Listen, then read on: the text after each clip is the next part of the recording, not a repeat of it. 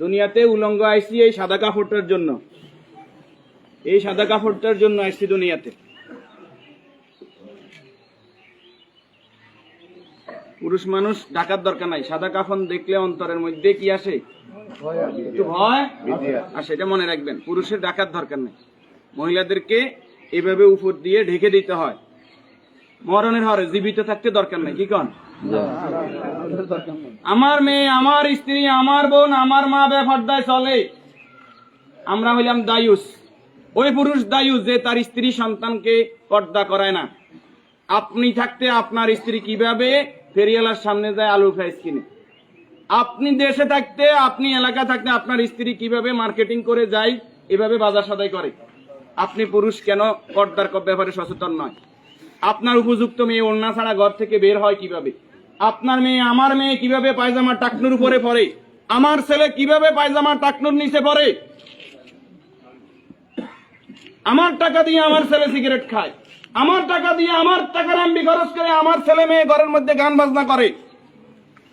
আপনি পুরুষ উদাসীন, আপনার খবর নাই। খোদার কসম, দায়ুস ওই পুরুষ যে পুরুষ তার পরিবারকে দিন শিক্ষা দেয় না, কোরআন শিক্ষা দেয় না, পর্দার কথা বলে না।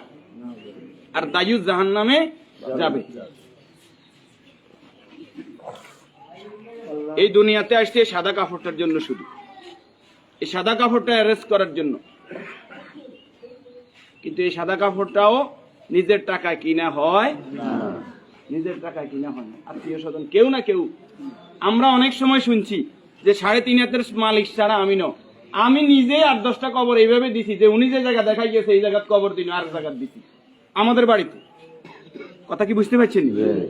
উনি যে জায়গা দেখাই গেছে ওই জায়গায় দিতে পারি নাই বিভিন্ন কারণে। ওই জায়গার মধ্যে হয়তো পুরান কবর পড়ছে, অথবা ওই জায়গার মধ্যে খাদ গর্ত বেশি, পানি হয়ে গেছে।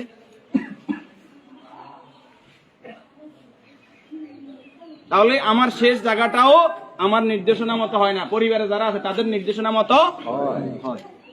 যে রাসূলের শানমর্যাদা এত বেশি, সে রাসূলের প্রতি দুরূদ ও সালাম সাল্লাল্লাহু আলাইহি ওয়াসাল্লাম।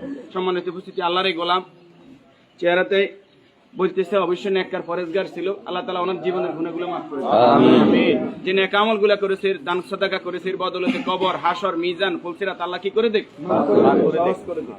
আমরা যারা জানাজায় উপস্থিত হয়েছে আল্লাহ আমাদেরকে মাফ করে দেখ। আল্লাহ তাআলা এই পরিবারকে ধৈর্য ধারণ করার তৌফিক দান করুন, আমিন। 40 জন জানাজাতে কাদেরকে উপস্থিত করাইবেন? আমাদের কত বলবো, বলতে আর বলতে মনে চায় না। সব জানেন কিন্তু আমল নাই। আপনি জানেন যে আত্মীয়তার সম্পর্ক নষ্টকারী জাহান্নামে যাবে, আপনি নিজেই সেই সম্পর্কটা বারবার নষ্ট করেন। আপনি জানেন যে আগে সালাম দিতে হবে, আপনি সালাম দেন না। আপনি জানেন যে নিজের জন্য যেটা ভালো মনে করি অপরের জন্য সেটা ভালো মনে না করলে আমি ইমানদার নয়। আপনি জানেন প্রতিবেশীর হক নষ্ট করলে ইমানদার নয়। কই নাই, সব শুধু জানি, আমল করি না। আমাদের মাঝ থেকে আমলটা দূরে সরে গেছে। এই নেককার গোলাম জানাজাতে নামাজি ফরেজগার লোক, শিরিক মুক্ত লোক, আপনার দৃষ্টিতে যিনি শিরিক মুক্ত, এরকম 40 জন লোক যদি দোয়া করে আল্লাহ তাআলা ওই দোয়া কি করে? কবুল করে। 40 জন হাইবেন আইতেন না, উনি নামাজি ফরেজগার, উনি হয়তো আপনি মনে করেন যে মাজারে সেজদা দেন শুধু কবিরা গুনাহ, মাজারে সেজদা দেন বুঝি শিরক। শনিবার মঙ্গলবার কি শিরক না? শনিবার মঙ্গলবার হিসাব করা শিরক না নি? শিরক, এটাও শিরক। এই যে জাদু টোনা করা, এটা কি শিরক না নি? গণকের কাছে যাওয়া, বান্দর গনাইতে যায়, মানুষ গনাইতে যায়, চুরি করছে কে, আনা চাইতে যায়, এগুলো সবগুলো কি বড় শিরক? যেটা জনগণ সকল ক্ষমতার উৎস, ঠিক না নি? জনগণ সকল ক্ষমতার উৎস, সকল ক্ষমতার মালিক কে? তো যেই দল, যেই সংগঠন, যেই রাজনীতি আমাকে বলে জনগণ সকল ক্ষমতার উৎস, এই রাজনীতি করা কি শিরক না? এই জিনিসটা কেন বুঝিনি আমরা?